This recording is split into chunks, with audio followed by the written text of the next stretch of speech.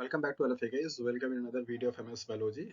As in my previous video, I have discussed about the antibody molecules. What are the different types of antibody molecules? What are their roles in biological systems? All the aspects of antibody molecules already I have been discussed. So in the sequence of that, in this video, I will discuss about the antigen molecules. This is the key molecules which get response or which get and activate our immune system. So what are the factors which affect the antigenicity of a molecules? What are the difference between the antigenicity or immunogenicity, and what are the epitopes or paratopes concept? Such kind of questions have been asked in different competitive examinations. So if you really want to improve your concept about the antigens and want to answer all the questions regarding to the antigens, so this video is just for you. Keep watch till the end of the video. And one thing more I would like to announce here: if you are preparing for KVS PGT Biotechnology and looking for an online classes, so this video is just for you, and you are at the right place. You have to just call on the given number, that is 8318917792, and all the queries regarding the online classes will be resolved here. So अगर आप basically KVS PGT biotechnology की आप preparations कर रहे हैं और आप online class से जुड़ना चाहते हैं, ऑनलाइन क्लास के तलाश में हैं, तो आप इस नंबर पे कॉल करके अपने ऑनलाइन क्लासेस के रिगार्डिंग में जो भी आपकी क्वेरीज है आप उसको पूछ सकते हैं और ऑनलाइन क्लासेस से आप जुड़ सकते हैं ताकि आपकी प्रिपरेशंस और बेहतर हो सके। सो स्टार्ट करते हैं। एंटीजेंस के मॉलिक्यूल का क्या कॉन्सेप्ट होता है और किस तरीके से ये हमारे बॉडी में एक्टिवेट करते हैं इम्यून सिस्टम्स को, इनके बारे में हम लोग यहाँ पे जानेंगे। सो सिंपली अगर हम एंटीजन को डिफाइन करें तो ऐसा कोई भी मॉलिक्यूल्स जो कि हमारी बॉडी में एंटर करने के बाद हमारी बॉडी का जो सिस्टम होता है दैट इज रिकॉग्नाइज करने का कि कौन सा मॉलिक्यूल्स हमारा अपना है, कौन सा। कोई भी ऐसा मॉलिक्यूल जो कि आपकी बॉडी में एंटर करने के बाद आपकी बॉडी का जो सिस्टम है जिसका काम होता है रिकॉग्नाइज करने का, पार्टिकल को समझने का कि कौन से मॉलिक्यूल्स आपके बॉडी के सेल्फ के हैं और कौन से बाहर के होते हैं। वैसे ये काम कौन करता है, दैट इज एमएससी मॉलिक्यूल्स, जो कि आप अभी बाद में पढ़ेंगे। एमएससी मॉलिक्यूल्स आपके इम्यून सिस्टम में पाए जाने वाले एक ऐसे मॉलिक्यूल्स होते हैं जिसका नाम होता है मेजर हिस्टोकम्पैटिबिलिटी कॉम्प्लेक्स। इनका काम होता है कि ये रिकॉग्नाइज करते हैं कि कौन सा मॉलिक्यूल्स आपका सेल्फ का है, कौन सा मॉलिक्यूल्स आपका नॉन सेल्फ का, दैट मीन्स बाहर का है। तो ऐसे सारे पार्टिकल्स, ऐसे सारे मॉलिक्यूल्स जो कि एज अ फॉरेन ट्रीट किए जाते हैं, मतलब आपकी बॉडी इसे रिकॉग्नाइज करती है कि ये पार्टिकल आपकी बॉडी का नहीं होता है, वो सारे मॉलिक्यूल्स एज अ एंटीजन काम कर सकते हैं। एंटीजन आपका कोई लिविंग सिस्टम भी हो सकता है, like as bacteria, like as fungus, like as protozoa, और वायरस भी हो सकते हैं, और कोई आपका केमिकल भी आपका हो सकता है जो कि एंटीजन का काम कर सकता है, लाइक एज कोई कार्बोहाइड्रेट, कोई प्रोटीन्स, कोई लिपिड, ये सारे मॉलिक्यूल्स भी आपके एंटीजन का काम कर सकते हैं। कोई भी ऐसा पार्टिकल, कोई भी ऐसा लिविंग ऑर्गेनिज्म जो कि आपकी बॉडी में एंटर करने के बाद आपकी बॉडी उसे एज अ ट्रीट करे non self molecules means foreign molecules, उनको कलेक्टिवली हम क्या करते हैं, एंटीजन के नाम से जानते हैं, जिनके पास ये एबिलिटी होती है कि आपकी बॉडी उसे क्या करती है, रिस्पॉन्ड करती है, और उस रिस्पॉन्ड के बाद वो एक मॉलिक्यूल्स का फॉर्मेशन करता है, इसका नाम है एंटीबॉडी। वो उसके इस इफेक्ट को क्या करता है, न्यूलिफाई करने का काम करता है। ऐसे सारे मॉलिक्यूल्स जो कि हमारी बॉडी में नॉन सेल्फ हो, दैट मीन्स फॉरेन हो, उनको हम एंटीजन की कैटेगरी में क्या करते हैं, रखते हैं। अभी हम लोग आगे देखेंगे डिटेल्स में कि एंटीजन और इम्यूनोजन में क्या डिफरेंस होता है और कहाँ से सवाल आपसे पूछे जाते हैं। सो अगर यहाँ पे देखा जाए तो एंटीजन मॉलिक्यूल्स के बारे में जैसा कि मैंने आपको बताया, तो एंटीजन्स को के रिगार्डिंग में दो टर्म्स बहुत कॉमनली यूज किए जाते हैं। एक तो पहला आपका यूज किया जाता है इम्यूनोजन और दूसरा यूज किया जाता है एंटीजन। इम्यूनोजन के टर्म्स को इम्यूनोजेनिसिटी के नाम से जाना जाता है और एंटीजन के रेफरेंस में उसको हम एंटीजेनिसिटी के नाम से जानते हैं। यहाँ से सवाल आपसे बनता है कि दोनों में डिफरेंस क्या होता है। कोई एक एग्जाम्पल बताएं जो कि आपका इम्यूनोजन हो या एंटीजन हो जो कि एंटी इम्यूनोजन ना हो, इस तरीके से सवाल आपसे पूछे जाते हैं। What is the mean of immunogenicity? Immunogenicity आपको बताता है कि ability to induce a humoral and और सेल मेडिएटेड इम्यून रिस्पॉन्सेस। जैसा कि आपको बता चुका हूँ कि आपके बॉडी में जो अडाप्टिव इम्यूनिटी होता है वो दो तरीके से चलता है। अडाप्टिव इम्यूनिटी के दो आर्म्स होते हैं, एक तो पहला आपका होता है ह्यूमरल इम्यूनिटी और दूसरा क्या होता है आपका cell mediated immunity. Humoral immunity का मतलब होता है कि यहाँ पे आपके जो बी सेल्स होते हैं, जब कोई एंटीजन इस बी सेल्स के रिसेप्टर से क्या करता है, बाइंड करता है, लाइक दैट अगर मान लीजिए आपका ये रिसेप्टर है और यहाँ पे कोई भी एंटीजन इसका क्या किया, बाइंड किया, तो ये बी सेल्स जो होता है वो डिफरेंशिएट हो जाता है प्लाज्मा सेल्स में, और प्लाज्मा सेल्स के बाद क्या बनाता है आपका एंटीबॉडी प्लाज्मा सेल्स में और मेमोरी सेल्स में, राइट। और प्लाज्मा जो सेल्स होता है वो क्या बनाता है आपका एंटीबॉडी। तो ऐसे साइकिल को या ऐसे पाथवे को आप क्या बोलते हैं, that is the humoral immunity के नाम से जाना जाता है। सेल मेडिएटेड में क्या होता है आपका, यहाँ पे दो तरीके का हो जाता है कि सपोज कोई भी एंटीजन मॉलिक्यूल्स होता है जो कि टी सेल से क्या करता है, बाइंड करता है, और टी सेल्स के जो रिसेप्टर्स होते हैं वो हमेशा ऐसे प्रोटीन या ऐसे एंटीजन मॉलिक्यूल से बाइंड करते हैं जो कि ऑलरेडी एक दूसरे प्रोटीन से क्या किया रहता है, बाइंड किया रहता है। तो मान लीजिए आपका ये एंटीजन मॉलिक्यूल से अगर इससे बाइंड किया तो ये टी सेल्स आपके क्या होते हैं, दो सेल्स में डिवाइड हो जाते हैं, that is the T helper cells means T S cells और टी सी सेल्स।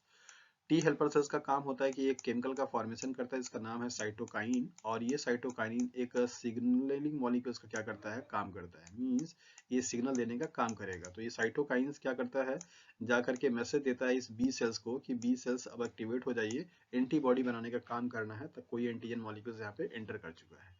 तो इस टी सेल्स के थ्रू होता हुआ मीन्स टी सेल एक्टिवेट होकर के टी हेल्पर सेल्स बनाए, और हेल्पर सेल्स आपका साइटोकाइंस का सिंथेसिस करे, और ये साइटोकाइंस बी सेल्स को क्या करे, मैसेज दे, तब जाकर के ये वाली पाथवे चले। तो ऐसे प्रोसेस को आप क्या बोलते हैं, that is the cell mediated immunity. तो आपके इम्यूनोजन जो होते हैं मींस इम्यूनोजेनिसिटी जो होती है वो यही बताती है कि कोई भी मॉलिक्यूल्स जो कि जाकर के बी सेल्स या टी सेल्स को एक्टिवेट करे एंटीबॉडी बनाने के लिए या सेल्स को किल करने के लिए, ऐसी एबिलिटी वाले मॉलिक्यूल्स को हम क्या बोलते हैं, दैट इज द इम्यूनोजेन, और उसके इस प्रोसेस को बोलते हैं इम्यूनोजेनिसिटी। राइट, तो आपको यहाँ पे दिखाया जा रहा है कि मान लीजिए आपका ये बी सेल्स है और ये आपका एंटीजन है, तो यहाँ पे ये एंटीजन मॉलिक्यूल के इंटरेक्ट होने के बाद बी सेल्स जो होता है वो इफेक्टर बी सेल्स बनाता है और मेमोरी सेल्स बनाता है। राइट, इफेक्टर जो बी सेल्स होता है वही आपका क्या है, दैट इज प्लाज्मा सेल्स होता है, और प्लाज्मा सेल्स क्या बनाएगा, एंटीबॉडी बनाएगा।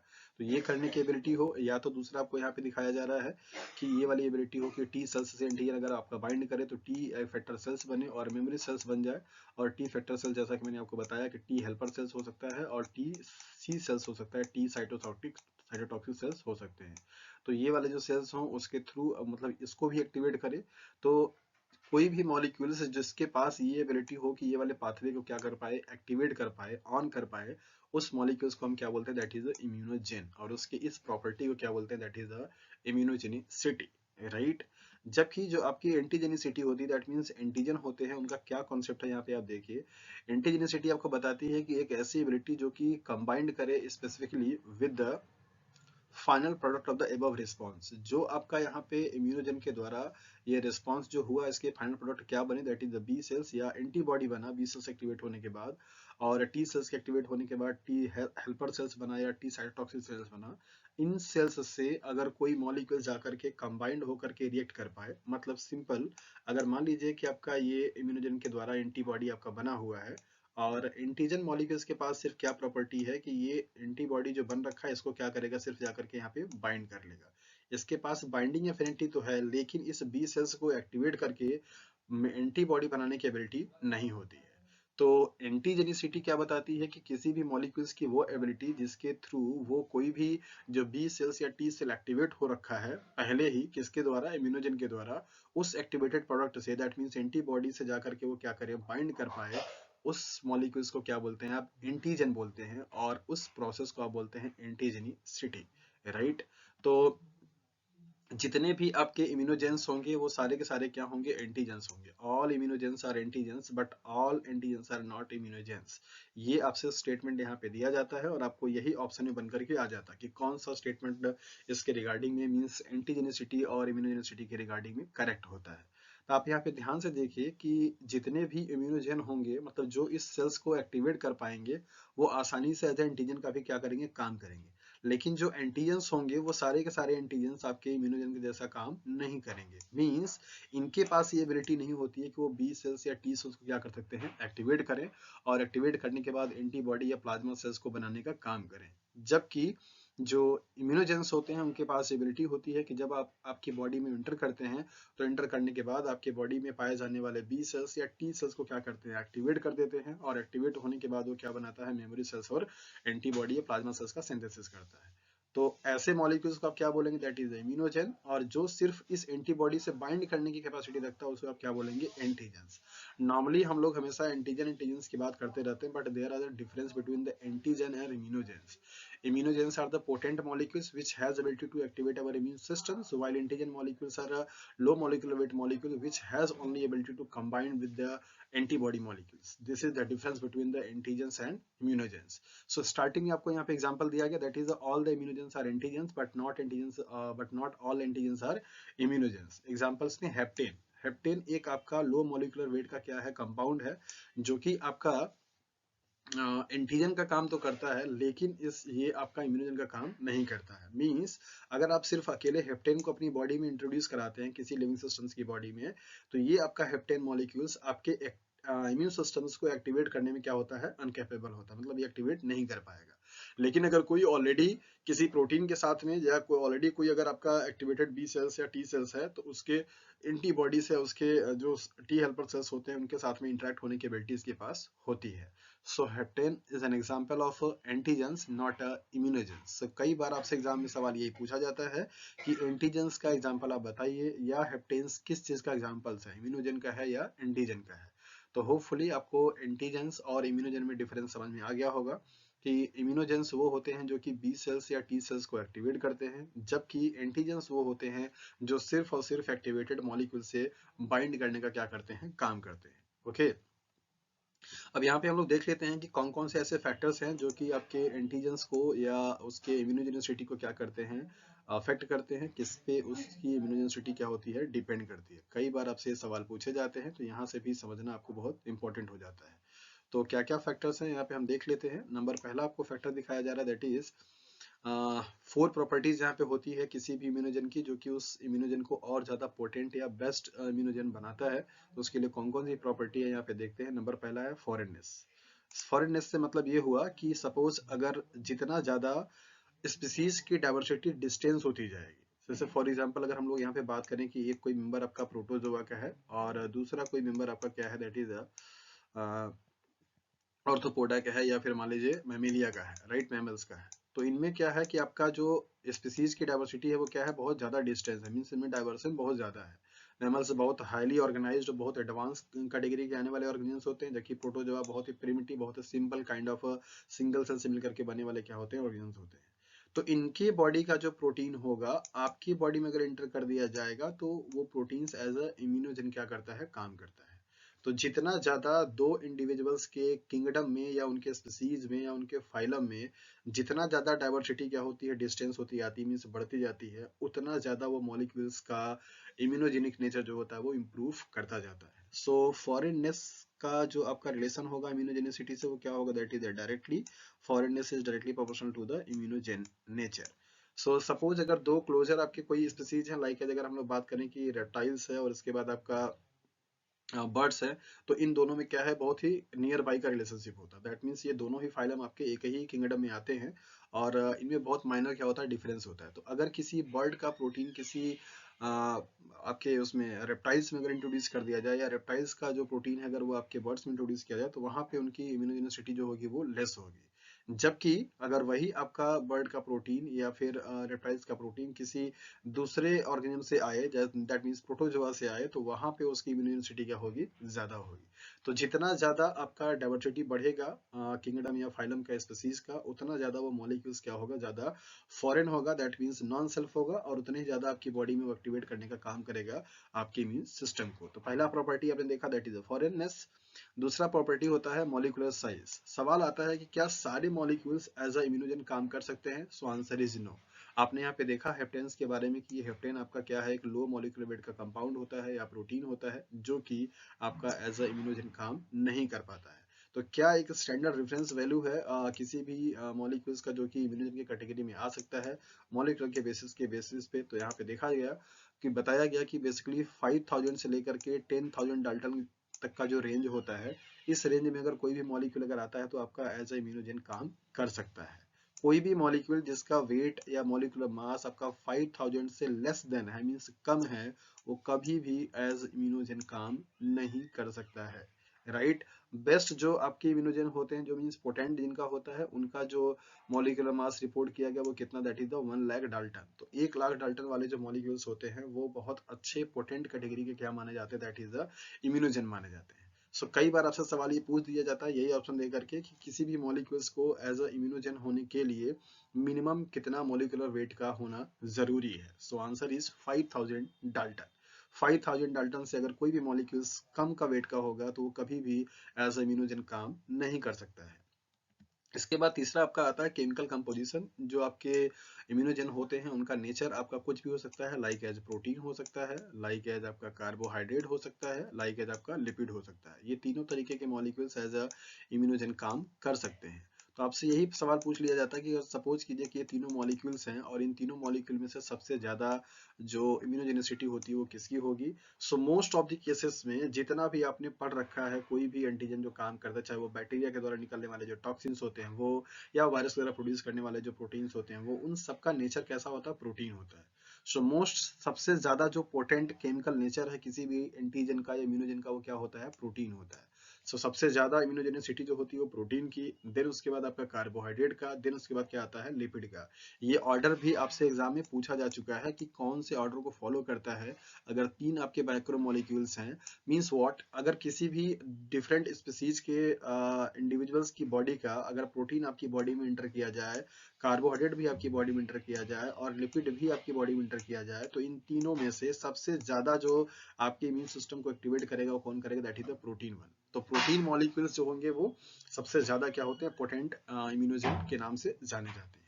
और प्रोटीन में भी आपके पास जैसा कि आप जानते हैं चार स्ट्रक्चर्स होते हैं, प्राइमरी होता है, सेकेंडरी होता है, टर्सरी होता है और क्वाटरनरी होते हैं। तो कभी कभी आपसे टफ क्वेश्चन जो पूछता है तो यहाँ से ही पूछ देता है ये primary, secondary, tertiary, quaternary structures of the proteins में से which one of the following has a greatest और potent activity of as a immunogen. तो कौन से मॉलिक्यूल ऑफ स्ट्रक्चर्स के लेवल का सबसे ज्यादा आपका एबिलिटी होती है इम्यूनोजेनिसिटी की।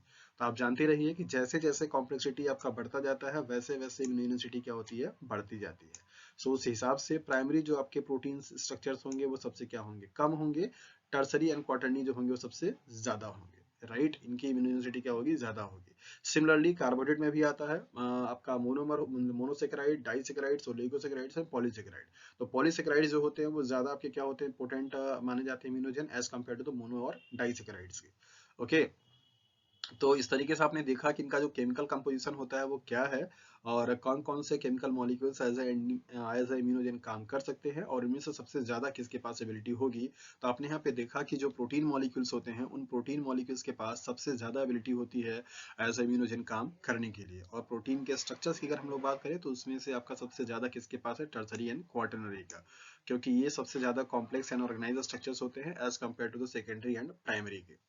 ओके, इसके बाद नेक्स्ट आपका आता है कॉम्प्लेक्सिटी। कॉम्प्लेक्सिटी का मतलब यही होता है कि जितना ज्यादा वो कॉम्प्लेक्स होता जाएगा, लाइक हियर आपने यहाँ पे देखा कि primary, secondary, tertiary and quaternary में सबसे ज्यादा जो कॉम्प्लेक्स स्ट्रक्चर्स है वो कौन सा है, टर्सरी एंड क्वाटरनरी है, क्योंकि यहाँ पे नंबर ऑफ मल्टीपल बॉन्ड्स क्या होते हैं, इन्वॉल्व होते हैं। और अगर आप प्रोटीन के स्ट्रक्चर्स के बारे में नहीं जानते हैं तो प्लीज आप प्रोटीन वाले वीडियो के लेक्चर्स को देख लिए, वहाँ पे आपको बहुत अच्छे से समझाया गया कि प्राइमरी, सेकेंडरी, टर्सरी का कॉन्सेप्ट क्या होता है, कौन कौन से बॉन्ड वहाँ पे इन्वॉल्व होते हैं।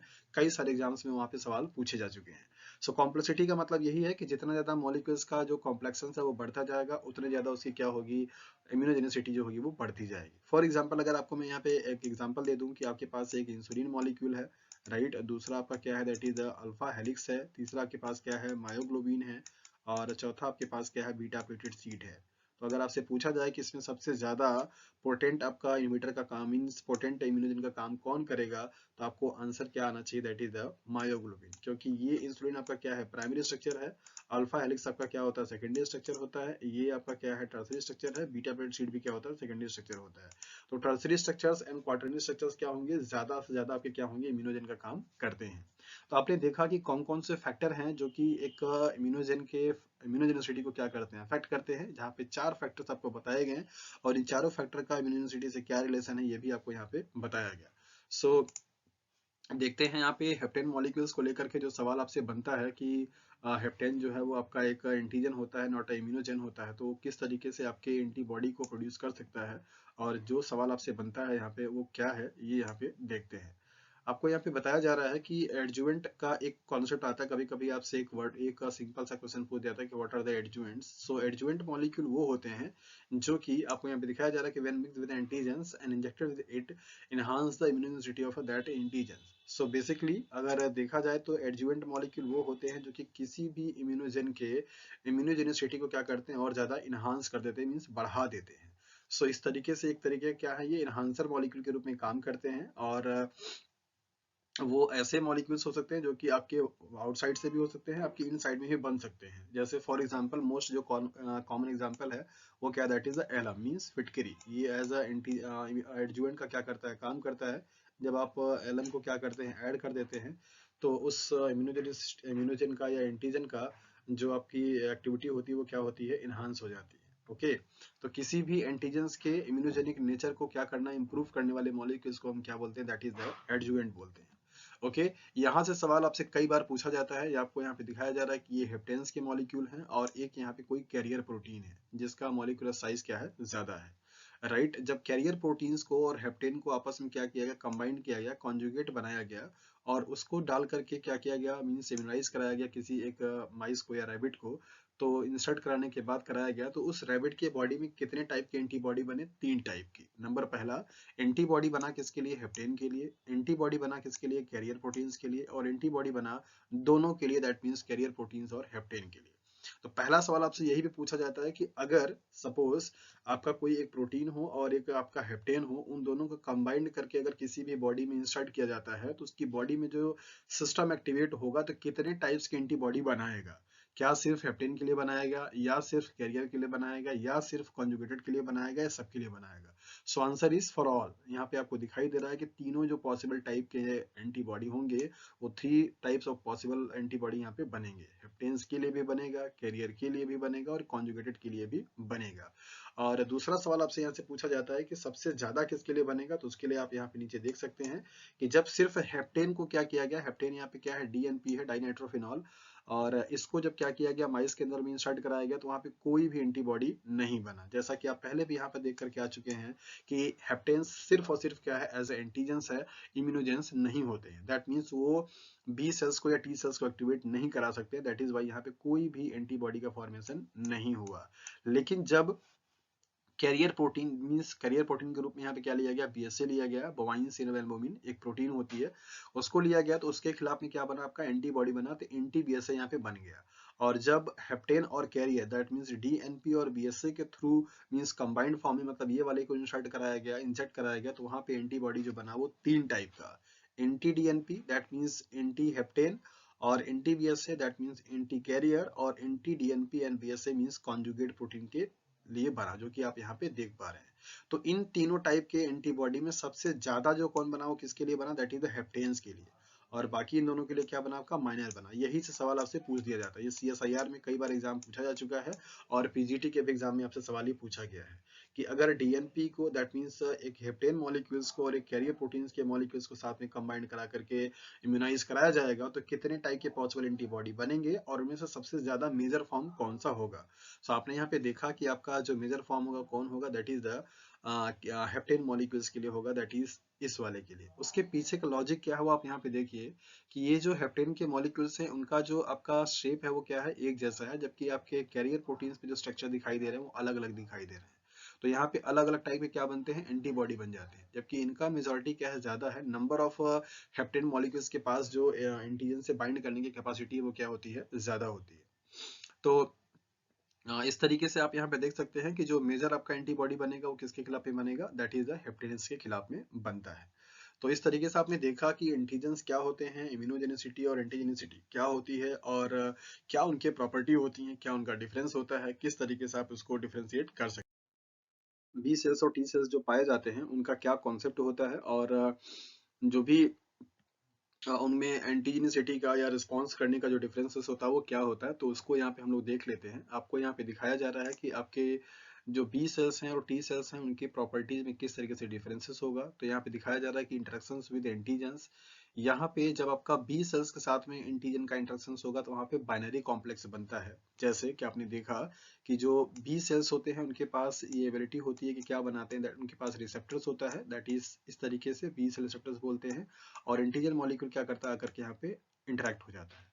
तो एक एंटीजन और एक बी सेल्स, तो यहाँ पे दो मॉलिक्यूल्स का कॉम्प्लेक्शन बना, दैट इज वाई इसको क्या बोलते हैं, बाइनरी बोलते हैं। जबकि अगर टी सेल्स की बात करें तो टी सेल्स जैसा कि आपको पता है कि फ्री फॉर्म ऑफ एंटीजन से कभी बाइंड नहीं करता। तो मान लीजिए आपका ये टी सेल्स का रिसेप्टर है, और ये जो एंटीजन मॉलिक्यूल्स होगा वो ऑलरेडी एक प्रोटीन होती है, इसका नाम है MHC। क्या नाम है उसका, MHC, जिस प्रोटीन से क्या किया रहता है, बाइंड किया रहता है। तो ये आपका MHC हो गया, ये आपका क्या हो गया, एंटीजन हो गया, और ये आपका क्या हो गया, एंटीबॉडी। तो ये यहाँ पे 3 मॉलिक्यूल्स क्या हो रहे हैं, इन्वॉल्व हो रहे हैं, दैट इज वाई इसको क्या बोलते हैं, टर्नरी कॉन्सेप्ट या टर्सरी कॉन्सेप्ट। तो यहाँ पे 3 मॉलिक्यूल्स का फॉर्मेशन होता है जब कोई एंटीजन टी सेल से बाइंड करता है, जबकि जब कोई एंटीजन बी सेल से बाइंड करेगा तो वहाँ पे 2 मॉलिक्यूल्स का फॉर्मेशन होता है। और दूसरा आपको दिखाया गया binding of soluble antigens. B cells जो होते हैं वो सॉल्युबल काइंड ऑफ एंटीजन से क्या करते हैं, बाइंड करते हैं, जबकि टी सेल्स सॉल्युबल वाले से बाइंड नहीं करेंगे। इन्वॉल्वमेंट ऑफ एमएससी मॉलिक्यूल्स, तो बी सेल्स में किसी भी एमएससी मॉलिक्यूल की जरूरत नहीं होती है, जैसा कि आप देख सकते हैं कि फ्री फॉर्म ऑफ एंटीजन को बाइंड कर सकता है, जबकि टी सेल्स हमेशा ऐसे ही एंटीजन से बाइंड करेगा जो कि एमएससी मॉलिक्यूल से क्या किया रहेगा, इंटरेक्ट किया रहेगा। तो इसके लिए टी सेल्स एमएससी मॉलिक्यूल्स की जरूरत होती है, राइट। तो आपने यहाँ पे देखा कि आपका इन्वॉल्वमेंट ऑफ एमएससी मॉलिक्यूल्स किस में होता है, तो बी सेल्स में नहीं होगा, टी सेल्स में होता है। इसके बाद जो केमिकल नेचर होगा एंटीजेंस का वो क्या हो सकता है कि कोई प्रोटीन हो, पॉलीसेकेराइड हो, लिपिड हो, अगर वो सॉल्युबल फॉर्म में है तो और फ्री फॉर्म में, दैट मींस किसी एमएससी मॉलिक्यूल से बाइंड नहीं किया हुआ है और उसका नेचर कैसा है, सॉल्युबल है, तब जाकर के वो बी सेल से क्या कर सकता है, बाइंड करेगा और बी सेल्स को एक्टिवेट करेगा। मींस उस टाइम पे आपकी बॉडी में ह्यूमोरल जो मीडिएटेड इम्यूनिटी होती है, मींस ह्यूमोरल इम्यूनिटी होती है, वो क्या होती है, एक्टिवेट होती है। जबकि अगर कोई प्रोटीन जो कि आपका प्रोटीन्स है या लिपिड्स है या ग्लाइकोलिपिड्स है, लेकिन वो सॉल्युबल फॉर्म में नहीं है और एमएससी मॉलिक्यूल से बाइंड किया हुआ है, तो उस टाइम पे आपकी बॉडी में जो सेल्स एक्टिवेट होगा कौन सा, टी सेल्स, और जो पाथवे चलेगा कौन चलेगा, सेल मीडिएटेड इम्यूनिटी के नाम से पाथवे आपका एक्टिवेट हो जाता है। तो इस तरीके से आपने देखा कि जो बी सेल्स और टी सेल्स होते हैं उनके एंटीजन से बाइंड करने में क्या डिफरेंसेस होते हैं और कौन सा पाथवे कब चलेगा, ये आपने यहाँ पे जान लिया। तो ह्यूमरल इम्यूनिटी कब चलेगी ये आपने देखा, सेल मीडिएटेड इम्यूनिटी कब चलेगी ये भी आपने यहाँ पे देख लिया। सो आज के लिए इतना ही। आपने जाना कि एंटीजन क्या होते हैं, उनकी इम्यूनोजेनिसिटी और एंटीजेनिसिटी का क्या कॉन्सेप्ट होता है, कौन कौन से फैक्टर्स होते हैं, और किस तरीके से वो आपस में दूसरे से डिफरेंस होते हैं। Okay, so thank you for watching this video. If you like this video so share it with your friends, because sharing is a caring, and thank you for watching this video.